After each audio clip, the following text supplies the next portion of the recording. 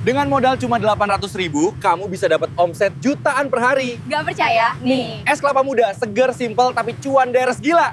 Halo teman-teman, pernah nggak kepikiran kalau cuma dengan modal kecil, kamu bisa dapat omset sampai jutaan per hari? Kedengarannya gila, tapi ini bukan cerita mimpi. Ada usaha sederhana yang bisa kamu mulai hari ini juga, dan hasilnya benar-benar nyata. Sebelum kita masuk lebih dalam, buat kamu yang baru datang ke channel ini silahkan tekan tombol subscribe dulu. Semoga yang subscribe dilancarkan rezekinya, diberi kesehatan yang tidak putus, dan dimudahkan dalam segala urusan oleh Allah. Amin.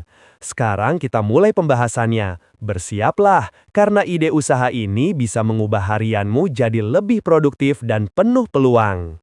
Persiapan awal dan biaya modal. Hai teman-teman, di bab ini kita mulai dari nol, persiapan dan hitungan modal untuk memulai usaha es kelapa muda dengan modal sekitar Rp800.000.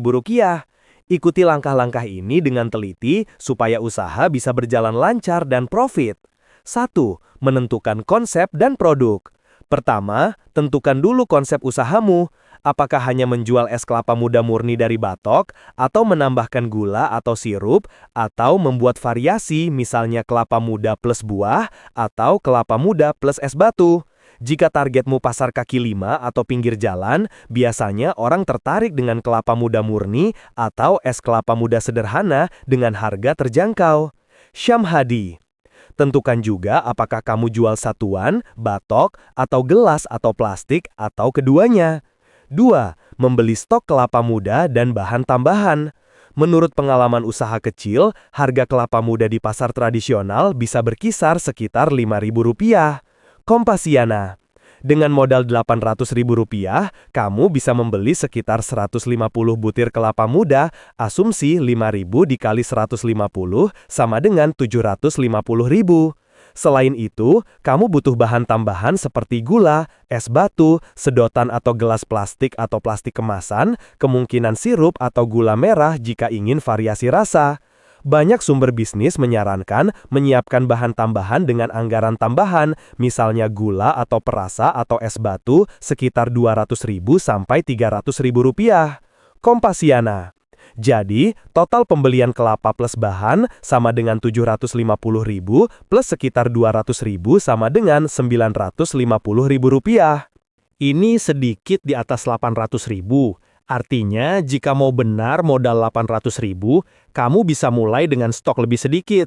Misalnya 100 atau 120 butir kelapa agar bahan tambahan cukup. 3. Peralatan dasar. Karena modal kecil, kita pilih peralatan minimal.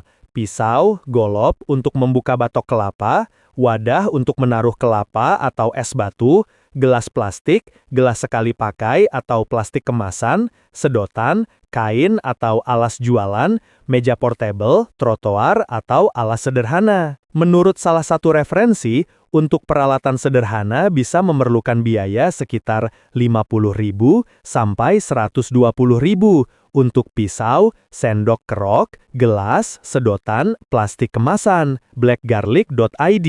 Jika kita hemat, anggap kamu membeli peralatan dasar seharga Rp100.000, pisau, golok, gelas, plastik, sedotan, sendok, wadah sederhana. 4.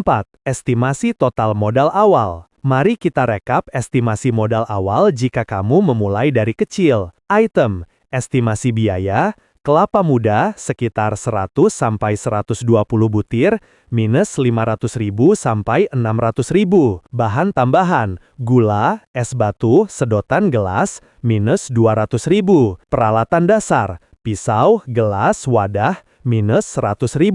Total estimasi modal awal, minus Rp800.000 sampai Rp900.000. Dengan modal Rp800.000, kamu bisa memulai, mungkin dengan stok awal yang lebih kecil. 5. Menentukan harga jual dan proyeksi keuntungan per gelas atau batok. Banyak penjual es kelapa muda di Indonesia menjualnya dengan harga sekitar Rp10.000 per gelas. Jurnal Universitas Victory Sorong. Anggap kamu jual satu gelas es kelapa dengan harga Rp10.000. Kalau membeli kelapa misalnya 500, sisanya untuk bahan tambahan dan biaya plastik atau gelas, maka margin bisa besar, asalkan kamu hati-hati hitung biaya total. Misalnya, dari satu kelapa bisa dibuat satu gelas es atau satu batok. Maka, biaya per kelapa plus proporsi bahan plus gelas kira-kira 7.000.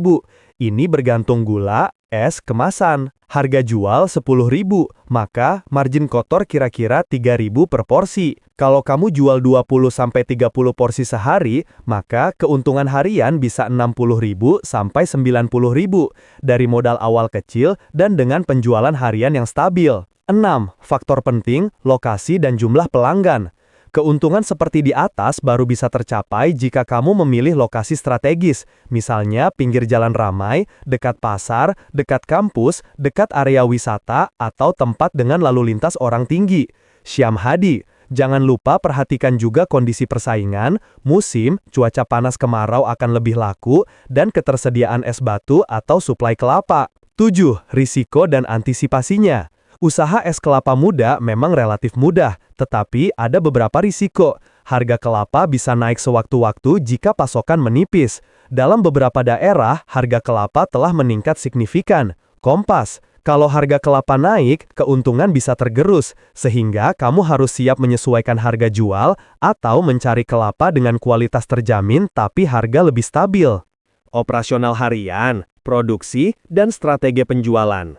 Setelah modal dan kebutuhan awal diuraikan, sekarang kita masuk ke tahap paling penting, yaitu proses menjalankan usaha setiap hari. Bagian ini akan menjelaskan cara produksi yang benar, cara menjaga kualitas produk, dan teknik berjualan agar pembeli terus berdatangan. 1. Pembukaan usaha setiap pagi. Mulailah dari menyiapkan kelapa muda. Pilih yang kulitnya hijau segar, airnya jernih, dan dagingnya putih lembut.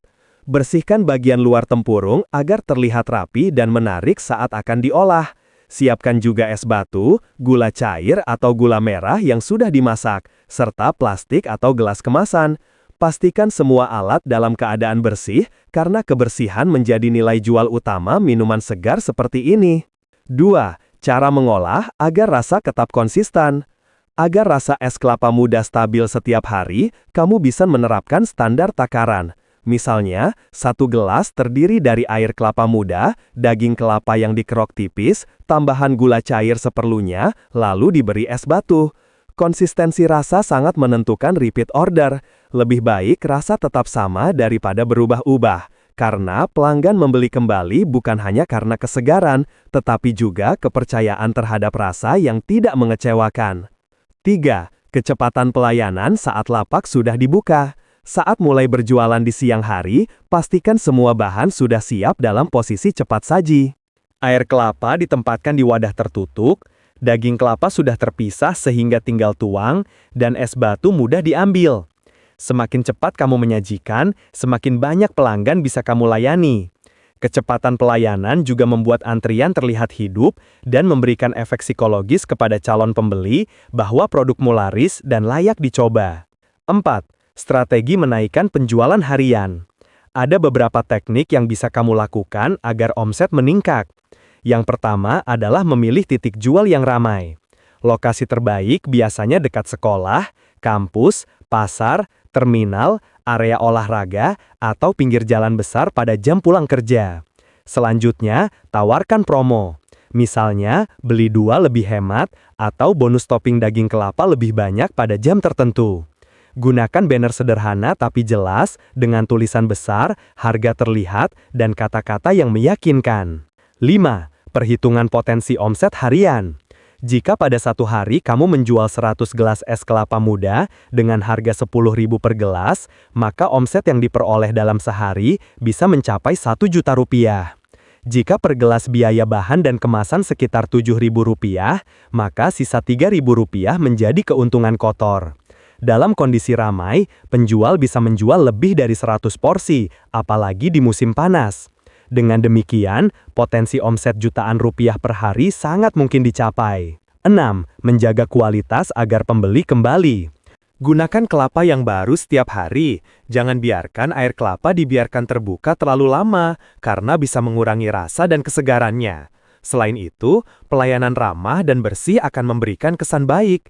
Ingat, pembeli seringkali bukan hanya membeli minuman, tetapi juga pelayanan.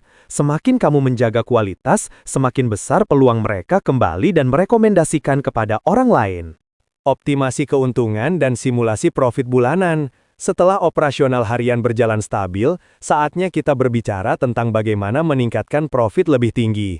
Di bab ini kita akan menghitung keuntungan mingguan hingga bulanan, lalu menambahkan strategi lanjutan supaya usaha berkembang dan tidak berhenti hanya pada fase awal. 1. Simulasi profit harian hingga bulanan.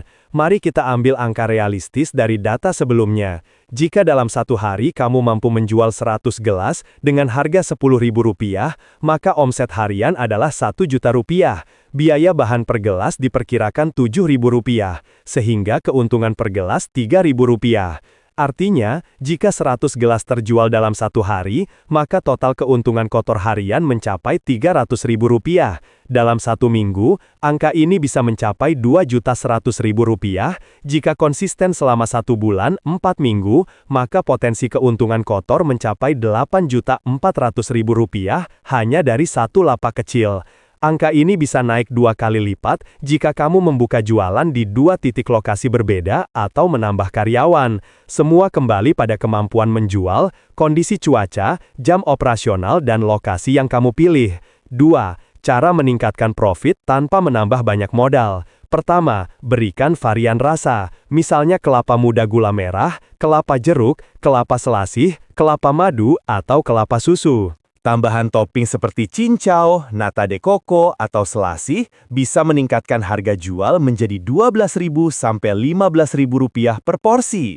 Kedua, jual dalam ukuran besar untuk acara keluarga, pengajian, ulang tahun, atau kegiatan olahraga. Sediakan pilihan botol 1 liter atau galon kecil yang bisa dijual dengan keuntungan lebih besar. Ketiga, masuk ke layanan pesan antar. Banyak orang mau membeli dalam jumlah banyak tapi tidak ingin keluar rumah. Sediakan nomor WhatsApp dan tawarkan order minimal dengan pengiriman gratis pada radius tertentu. Teknik ini terbukti efektif meningkatkan transaksi harian.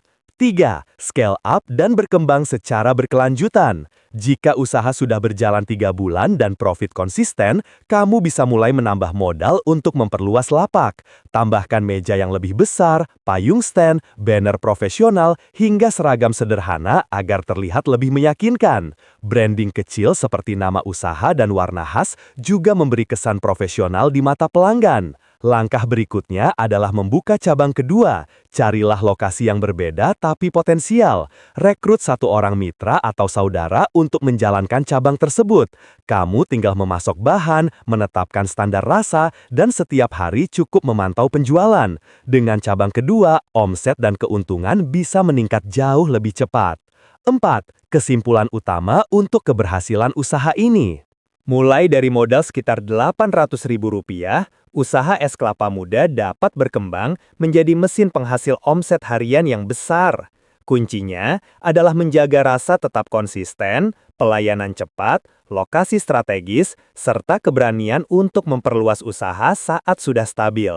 Banyak orang berhasil hanya dengan memulai sederhana, tidak menunggu sempurna, tidak menunda terlalu lama. Rejeki datang kepada mereka yang bergerak, bukan hanya kepada yang menunggu. Dengan ketekunan dan niat baik, semoga Allah memudahkan langkahmu dan menjadikan bisnis ini sumber penghasilan yang berkah dan menguntungkan. Terima kasih sudah menonton video ini sampai selesai. Semoga informasi yang kami bagikan hari ini bisa memberi semangat untuk kamu yang ingin memulai usaha dan mencari peluang baru. Jika kamu merasa video ini bermanfaat, silahkan tinggalkan komentar di bawah, tekan tombol like sebagai dukungan, dan jangan lupa subscribe agar tidak ketinggalan konten terbaru berikutnya. Sampai jumpa di video selanjutnya, semoga usaha kamu dilancarkan dan membawa hasil yang lebih besar lagi. Terus belajar, terus bergerak, dan wujudkan bisnismu mulai hari ini.